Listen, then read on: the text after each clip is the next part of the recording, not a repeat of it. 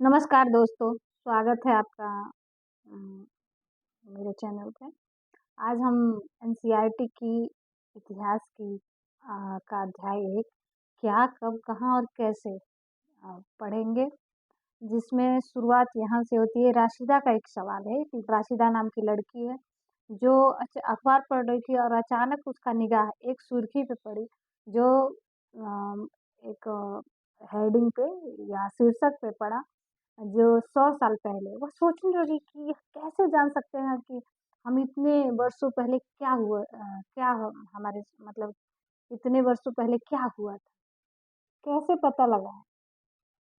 यह जानने के लिए कल क्या हुआ, तुम रेडियो सुन सकते हो, टेलीविज़न देख सकते हो या फिर अखबार भी पढ़ सकते हो।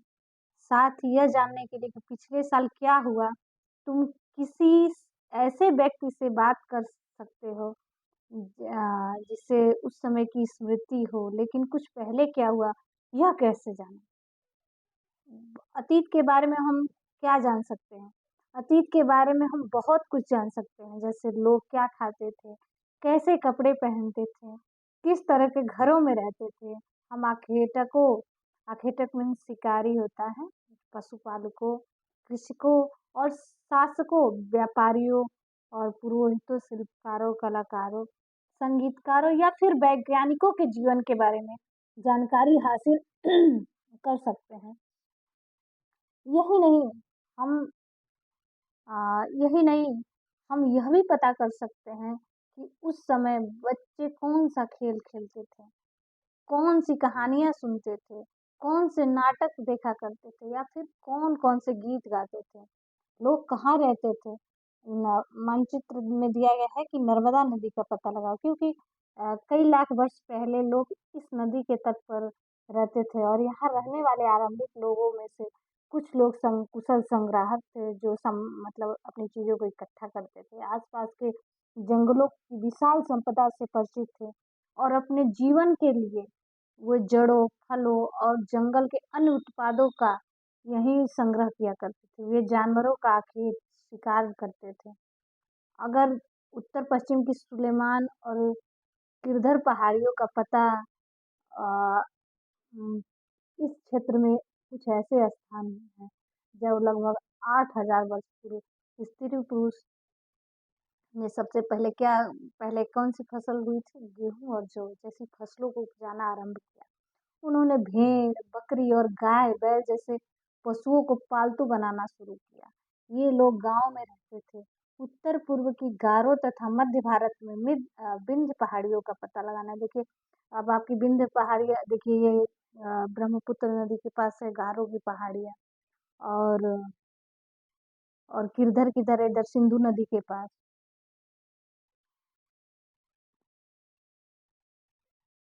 अ, कृषि के ये कुछ अन्य ऐसे क्षेत्र हैं जहाँ कृषि का विकास हुआ, जहाँ सबसे पहले चावल उपजाया गया। विंध्य के उत्तर में स्थित थे, तो आप मैप से आप जगह कंफर्म करिए। मैपिंग से चीज़ें कांसेप्ट हम लोग का क्लियर हो जाता है। मानचित्र पर सिंधु तथा उसकी सहायक नदियों का पता लगाने का प्रयास करें। अब देखिए दक्षिण एशिया मतलब जो आधुनिक भारत, पाकिस्तान, बांग्लादेश, नेपाल, भूटान और श्रीलंका जैसा इस दक्षिण एशिया का महाद्वीप से छोटा है लेकिन विशालता और पहाड़ियों तथा पर्वतों में बटे होने के कारण इसे अब उपमहाद्वीप इसे कहा जाता है। अब गंगा नदी की सहायक नदी अ अ, उम, जो है सोन नदी उसको देखना है। सिंधु पर इसकी सहायक नदियों का पता लगाने का प्रयास करें। सहायक नदी उन्हें कहते हैं जो बड़ी नदी से मिल जाती हैं। लगभग 4700 वर्ष पूर्व इन्हीं नदियों के किनारे हमारा जो पहले आरंभिक नगर फले-फूले क्योंकि न बेसिक सी बात है जहाँ पानी है वहाँ फल-फूल रहने के लिए जीवन वहाँ संभव है। तो गंगा और उसकी सहायक नदियों के बारे में, समुद्र तटवर्ती इलाकों के बारे में विकास का लगभग 2500 वर्ष पूर्व हुआ। गंगा तथा उसकी सहायक नदी सोन का पता लगाइए। मैप आप लोग एक बार ज़रूर देखें। गंगा के दक्षिण में इन नदियों के आसपास का क्षेत्र काल में मगध, जो वर्तमान बिहार के नाम से जाना जाता है, मगध, वैसे ही प्राचीन भारत में मगध साम्राज्य के विषय में हो तो किसी हर परीक्षा में उससे क्वेश्चन आने ही आने। उन्होंने एक ऐसे विशाल राज्य को स्थापित किया। देश के अन्य हिस्सों में से भी ऐसे राज्यों की स्थापना की गई। लोगों ने सदैव उपमहाद्वीप के एक हिस्से को दूसरे हिस्से तक यात्रा की। कभी हिमालय जैसे ऊंचे पर्वत, पहाड़ी और रेगिस्तान तथा समुद्रों के कारण यात्रा जोखिम भरा था, फिर भी यात्रा उनके लिए असंभव नहीं थी। अतः कभी कभी लोग काम की तलाश, जो प्राकृतिक आपदाओं के कारण एक स्थान से दूसरे स्थान जाया करते थे। कभी कभी सेनाएं दूसरे क्षेत्रों में विजय प्राप्त करने के लिए जाती थी। इसके अतिरिक्त व्यापारी कभी कभी काफिलों में जो कभी जहाजों में अपने साथ मूल्यवान वस्तु लेकर एक दूसरे स्थान पर जाते थे। धार्मिक लोगों को शिक्षा की सलाह देते हुए गांव से दूसरे गांव जाते थे, कस्बे से, मतलब एक आने जाने का सिलसिला। कुछ लोग नए और रोचक स्थानों को खोजने की चाह में उत्सुक थे। कुछ लोग मान लीजिए यात्रा करना ही पसंद करते थे। इन सभी यात्राओं से लोगों को एक दूसरे के विचारों को जानने का अवसर मिला। आज लोग यात्राएं कैसे करते हैं? एक बार फिर मानचित्र के देखें, पहाड़ी पर्वत और समुद्र उपमहाद्वीपों को प्राकृतिक सीमा का निर्माण करते हैं। जैसे जो भी हमारी प्राकृतिक सीमा का निर्माण होता है, ये इन्हीं के माध्यम से, पहाड़ों और समुद्रों पर्वतों के माध्यम से होता है। हालांकि लोग इन सीमाओं को पार आसानी से लोगों को यह सीमा पार करना आसान नहीं था। जिन्होंने ऐसा चाहा वे ऐसा कर सके, वे पहाड़ों की ऊंचाइयों को छू सके तथा गहरे समुद्र को भी पार कर सके। उपमहाद्वीप के बाहर भी कुछ लोग यहाँ आए, बस यही गए। लोग लोगों के इस आने जाने के जो के कारण संस्कृति और परंपराओं को समृद्ध किया। मतलब हमें एक दूसरे के विचारों, एक दूसरे के रहन सहन के बारे में हमें जानकारी। कई वर्षों से लोग पत्थर को तराशने, संगीत रचने, यहाँ तक कि भोजन बनाने के नए नए तरीके के बारे में अपनाते थे। देश का नाम, अब बात आती है हमारे इंडिया की। हम प्राय इंडिया तथा भारत जैसे नामों का प्रयोग करते हैं। अब इंडिया शब्द का कैसे बना? इंडिया शब्द इंडस, ये हमारे लिए उपयोगी है। इंडस शब्द से निकला है, संस्कृत में सिंधु कहा जाता है।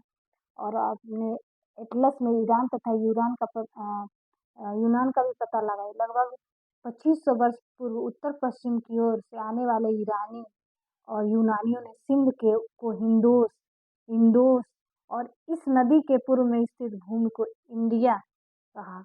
भारत का नाम प्रयोग उत्तर पश्चिम में रहने वाले लोग एक समूह के लिए करते थे। और इस समूह का उल्लेख आरंभिक 3500 वर्ष पूर्व कृति में, जैसे ऋग्वेद में इसका उल्लेख मिलता है। भरत के नाम पर जो है मिलता है। भारत के नाम का प्रयोग उत्तर पश्चिम में रहने वाले लोगों के एक समूह के लिए किया जाता है। इस समूह का उल्लेख, मतलब इस समूह का उल्लेख हमारे ऋग्वेद में मिलता है। बाद में इसका प्रयोग देश के लिए होने लगा। अतीत के बारे में कैसे जाने? अतीत की जानकारी हम कई तरह से प्राप्त कर सकते हैं। इनमें से एक तरीका है, मतलब पुस्तकों को ढूंढना और पढ़ना। पुस्तकें हाथ से लिखी होने के कारण पांडुलिपि कहें, जो चीजें हाथ से लिखी जाती है उसे पांडुलिपि कहते हैं। अंग्रेजी में पांडुलिपि के लिए प्रयुक्त होने वाला मैन्यूस्क्रिप्ट, यानी लैटिन शब्द का मेनू, जिसका अर्थ होता है हाथ से निकला। पांडुलिपियां प्रायः ताड़पत्र तथा हिमालय में उगने वाले एक भुर्ज नामक पेड़ की छाल पर तैयार किया जाता था। अब यहाँ पे देखिए एक चीज है पांडुलिपि के बारे में। ताड़पत्र से बनी पांडुलिपि एक पृष्ठ है, ये देखिए यहाँ पे, ये देखिए कितने, मतलब एक सूत्र से कितने शानदार तरीके से लिखा गया है। देखिए हाथ द्वारा लिखी गई है, लेकिन कहीं भी वो नहीं, कितने सारगर्भित तरीके से लिखी गई है। इतने वर्ष इनमें से कई पांडुलिपियों को कीड़ा खा गए, कुछ नष्ट कर दिए गए। फिर भी कई ऐसे पांडुलिपि हैं जो आज भी उपलब्ध हैं, जो मंदिरों विहारों में प्राप्त होते हैं। इन पुस्तकों की मान्यताओं और व्यवहारों, राजाओं के जीवन और सदियों तथा विज्ञान आदि शब्द के प्रकार माने विषयों पर चर्चा मिलती है। इसके अतिरिक्त हमारे महाकाव्य, कविताएँ, नाटक भी हैं। इसमें से कुछ कई संस्कृत में लिखे मिलते हैं, कई प्राकृत में, कई तमिल में और प्राकृत भाषा का प्रयोग हम लोग करते हैं। हम अभिलेखों का अध्ययन कर सकें, अभिलेखों से भी हमें ऐतिहासिक जानकारी मिलती है। जैसे अपेक्षाकृत सतहों पर जो उत्कीर्ण लिखे गए हैं शासकों के आदेश, वो पढ़ने के लिए देखिए ये अभिलेख हैं, आप देखिए, जिनमें राजाओं तथा रानियों सहित अन्य पुरुष, स्त्री-पुरुष अपने कार्यों का विवरण उत्कीर्ण करवाएँ। उदाहरण के लिए प्राय शासक लड़ाई या अर्जित विजयों का लेखा-जोखा भी रखते थे। देखिए, अशोक का ये अशोक अफ़गानिस्तान का 2250 वर्ष पुराना यह लेख है जो कांधार अफ़गानिस्तान में है। अशोक नामक शासक द्वारा उत्कीर्ण कराया। मतलब ये सोचिए कि अशोक वहाँ भी गया था और इसमें देखिए अरमैक भाषा, यूनानी तथा अरमैक भाषा और 2 भिन्न लिपियों द्वारा यह लिखा गया है। क्या अब ऐसे इसको लिखवाने कठोर सतह पर लेख कैसे लेखन होता था, ये आप सोचिए। आज तो हम लोग के पास सब कुछ है, गैजेट है। इसके अतिरिक्त इसके अतिरिक्त इसके अतिरिक्त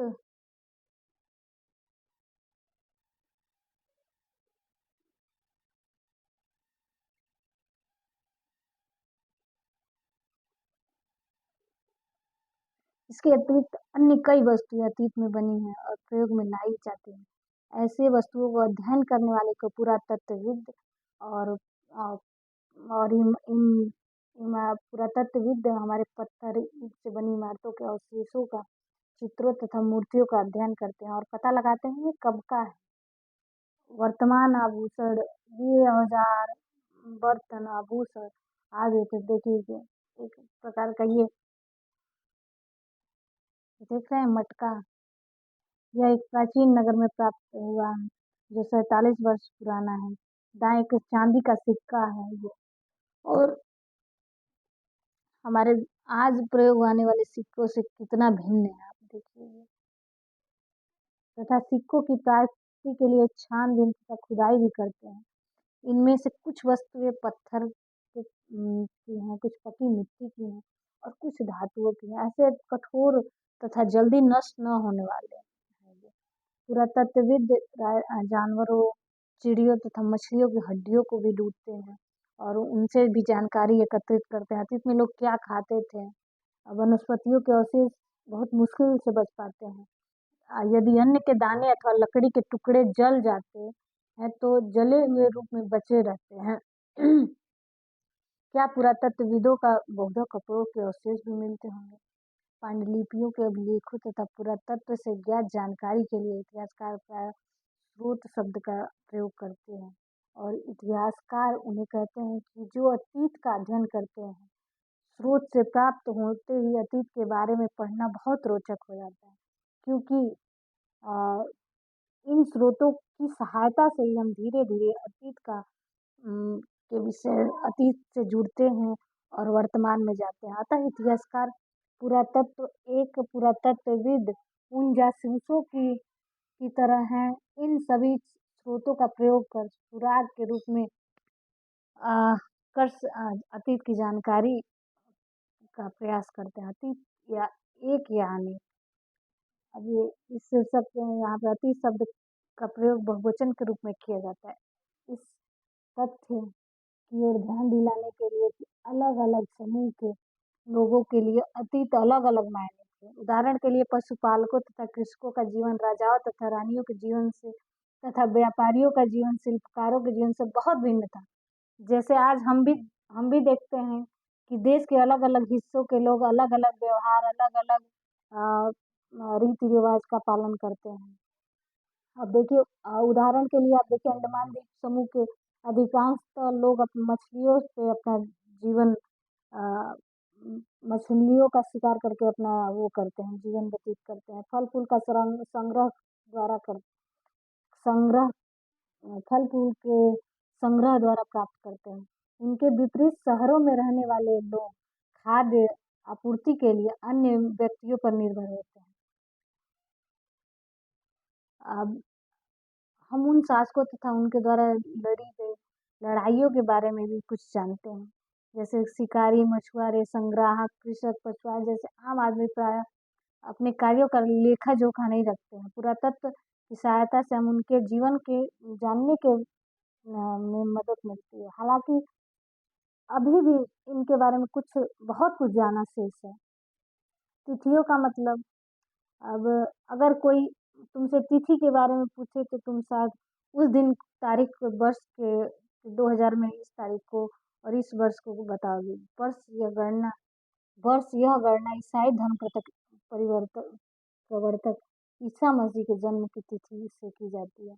अतः 2000 वर्ष का तात्पर्य ईसा मसीह के जन्म के 2000 वर्ष के बाद से। ईसा मसीह के जन्म के पूर्व की सभी तिथियां ईसा पूर्व और से लिखी जाती हैं और इस पुस्तक में 2000 को अपने आरंभिक बिंदु मानते हुए वर्तमान से की तिथियों का उल्लेख करेंगे। अब देखिए यहाँ पे कैसे इतिहासकार और तिथियां कैसे अंग्रेजी में बीसी, हिंदी में ईसा पूर्व का तात्पर्य बिफोर क्राइस्ट यानी ईसा मसीह के जन्म के ईसा के पूर्व। और कभी-कभी यह तिथियां पहले एडी हिंदी में लिखी जाती हैं। यह एनो डोमिनी नामक लैटिन शब्द 2 लैटिन शब्दों से बना हुआ है। इसका तात्पर्य ईसा मसीह के जन्म के वर्ष में से है। कभी-कभी एडी की जगह सीई, बीसी और बीसी का भी प्रयोग होता है। सीई अक्षरों का प्रयोग कॉमन एरा और बीसीई बिफोर कॉमन एरा के लिए होता है। इन शब्दों का प्रयोग इसलिए करते हैं क्योंकि विश्व के अधिकांश देशों में कैलेंडर का प्रयोग सामान्य हो गया है। भारत में तिथियों के रूप में लगभग 2 वर्ष पूर्व आरंभ हुआ था। कभी-कभी अंग्रेजी में बीपी अक्षरों का प्रयोग होता है और बिफोर प्रेजेंट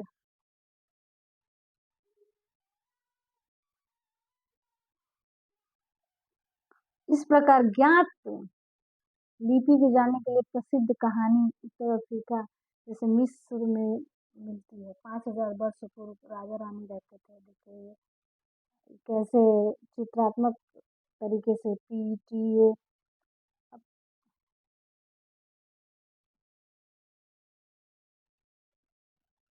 मिस्र में उत्तरी तट पर रोसट्टा नाम का एक कस्बा था, जहाँ उत्कीर्ण पत्थर ये जो ऊपर दिया गया है ये मिस्र का एक कस्बा है रोसेट्टा नामक एक कस्बा है, वहाँ पे प्राप्त हुआ है। यूनानी तथा मिस्र लिपि 2 प्रकार का है।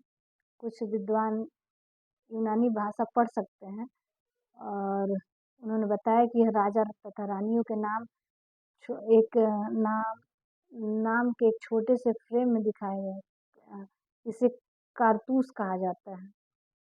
इसके कुछ विद्वान ने यूनानी तथा मिस्री संकेत को अलग-अलग रखते हुए मिस्री समानार्थक ध्वनियों की पहचान की और जैसा कि मतलब आप लोग देख सकते हैं कि यहाँ एल अक्षर के लिए शेर मतलब देखिए मतलब अ, संकेतों को कैसे अक्षरों से जोड़ के पढ़ा गया है।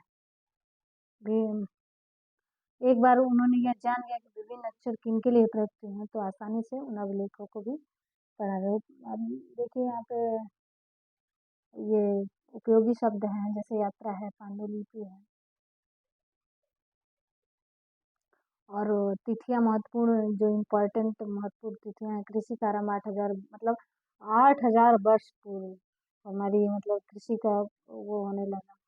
सिंधु सभ्यता के प्रथम नगर 4700 वर्ष पूर्व और गंगा घाटी के नगर मगध का बड़ा राज्य 2500 वर्ष पूर्व। वर्तमान में लगभग देखिए 2000 वर्ष पूर्व। नर्मदा नदी पे पहला आरंभिक जो राज्य या नगर बसा मगध आरंभिक ये क्वेश्चन आंसर है इस चैप्टर का। उम्मीद है आप लोगों को ये मेरा छोटा-सा प्रयास अच्छा लगा हो। अगर अच्छा लगा हो तो ज़रूर अ, मुझे कमेंट करिए, लाइक करिए, शेयर करिए और उम्मीद है आप लोग को वीडियो अच्छा लगा। अगर अच्छा लगा तो ज़रूर लाइक करें, कमेंट करें और शेयर करें, सब्सक्राइब करें। धन्यवाद।